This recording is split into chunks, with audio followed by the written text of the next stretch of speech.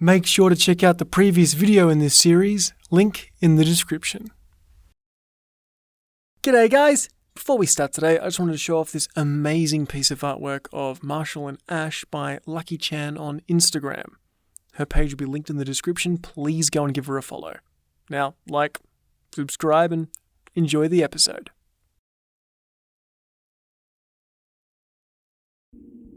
How long had I staggered for? Long enough for the sun to start bleeding through the dense foliage, it seemed. God, I was so tired. My eyes would barely open, leaving me almost blind as I clumsily made my way deeper into the Neverwood. I needed to sleep. But how could I? I was sure that if I stopped even for a moment, they would get me. But who was they? The police? Looking back, I saw no one. So who? The eye people? No, that wasn't right either. I would know if they were out here. At least, I hoped I would. No. It was something far less tangible. I reached out to steady myself on a nearby tree, but paused. The trees, I thought. Could it have been the trees? I shook my head. No, that was wrong. This isn't Narnia. No. I think it was the woods themselves. But I didn't get a chance to think on it. My body betrayed me and decided that we were going to sleep whether I wanted to or not. The last thing I remember, I was passing out with my face landing hard on a pillow of moss and twigs. I woke up in pain. My whole body ached. At first, all I could do was bring myself to let out a half-hearted groan. I spent that morning crying. I curled into a ball and just cried my heart out. I'm ashamed to admit it. I tried to keep it together for so long, but everything finally hit me. My whole life I had run away from my problems. I felt like all I ever did was let people down, and now I was even going to let Marshall down. Was he even still alive? It's funny how when you emotionally break down, the immediate shit isn't exactly what you think about. I mean, I was being hunted or something by mind-burning humanoid eye creatures, but yet all I could think about was how I let my friend down. And about all those kids in school that ignored me. I felt like I was losing myself. I cried the hardest when I thought of listening to the radio with Dad. It all hurt so much. 3 words kept circling my head. I ended up whispering, "I'm a loser." In the past, when I had said something like that, it hurt even more because there was this messed up feeling of acceptance that I got. Like, I was thinking, yes, Ash, you are a loser. The sooner you know it, the better. But not this time. I was angry at myself for even thinking it. Sure, things were bad. For Christ's sake, I was in a forbidden forest and was probably going to die of exposure. But for the first time, I decided that I shouldn't become my own target. Marshall was out there, and alive or dead, he needed to be found. No one else was going to do it, so I just had to accept it. I wasn't allowed to be a loser. I had to win. And that is a good thing.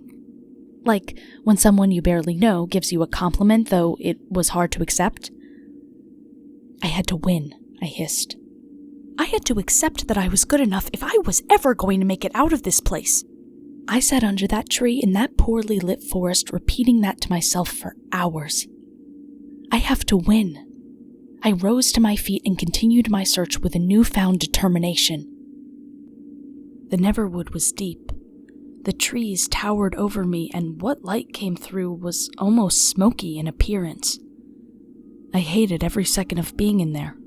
It was something deeply primal, the feeling of being watched, and that feeling would hang over me for the many days I spent aimlessly wandering through those woods. No matter how long I slept, my tiredness remained, and that was only exacerbated by the creeping hunger and thirst.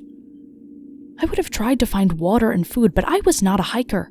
I didn't know how to navigate the bush. So I stopped and listened, keeping an ear out for animals, streams, anything. I heard nothing. This far in, there was only silence. An inescapable, deathly silence. Hopelessness began to set in again.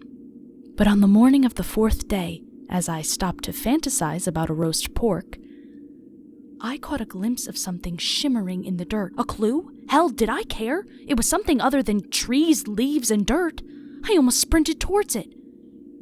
It was a pink flip phone. Without going into too much detail, I'll just say that it had seen better days, so I obviously didn't expect it to work. But I held the on button anyway. To my surprise, it flashed to life. The screen was cracked and it only had 1% battery. Whatever I did, it had to be quick. After all, I wasn't exactly going to find a charger out here. I opened the gallery only to find picture after picture of what looked like the blurry inside of some poorly lit concrete building. In one of the images, I could have sworn I saw something, but as I got close to making it out, the phone died. Typical, I sighed. I turned the phone over in my hand, only to see the name. Jamie. Was she one of the kids that went missing in 2004? I was shocked, but not knowing what else to do, I put the phone in my pocket and kept searching. I knew I was looking for a building after what Damien had said, but it was proving hard to find. Had Jamie found the same building? I felt for the phone again. If Jamie was part of a group, that would make it safe to say that there'd be evidence of others around here. Her phone wouldn't just be out here by itself. Well, that's what I hoped. I found something better than phones and knickknacks, though. Nearby, tucked under a tree, was the unmistakable shape of a tent. I had found a campsite.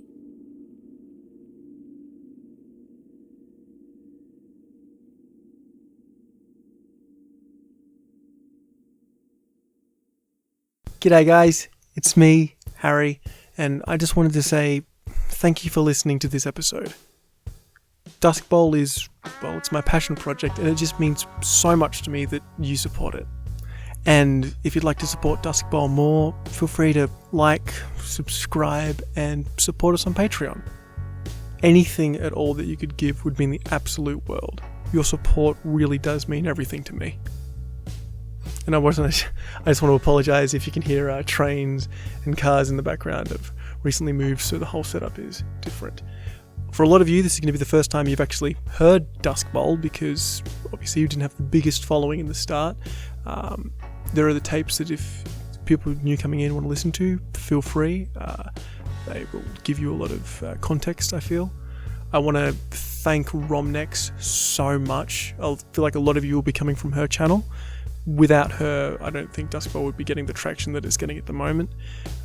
It really does mean a lot that she helped me out, and she is amazing. Please, if you aren't a subscriber of hers, please go to subscribe to her. She's absolutely fantastic. She does amazing horror narrations, and it is a crime she doesn't have a larger following than she does. If you want more Duskbowl, we're going to be uploading fortnightly, and on top of that, on our Instagram page, we actually have like a BARG found footage type story that's going on that you can go and enjoy, which I'm sure you'll get quite a lot out of. So that's on our Instagram page, which will be linked in the description. I'd also like to start having Duskbowl artwork competitions. So if you guys have any fan art that you have of Duskbowl, send it through to the Duskbowl email address, and then the winner of that competition for that week or fortnight will then have their artwork platformed both on our YouTube channel and on our Instagram page. Ash was voiced by the amazing Caroline Fester, and the always absolutely fantastic music that Duskbowl just wouldn't have an identity without is by Samuel Burke, a longtime friend of mine, and please, please, please go follow some of his music. I'll be linking some of his bands down in the description. And lastly, if you want to have an Australian accent in any of your projects, I'm a voice actor myself, so if you want to have me on board, feel free to hit me up on my FIVERR, which I'll also be linking in the description. Before I head off today, I want to give an absolutely massive thank you to my beautiful, glorious patrons, Lady Nevermore, Skulk Queen, Catherine Gordon, The Curator, and Stephen Stevens.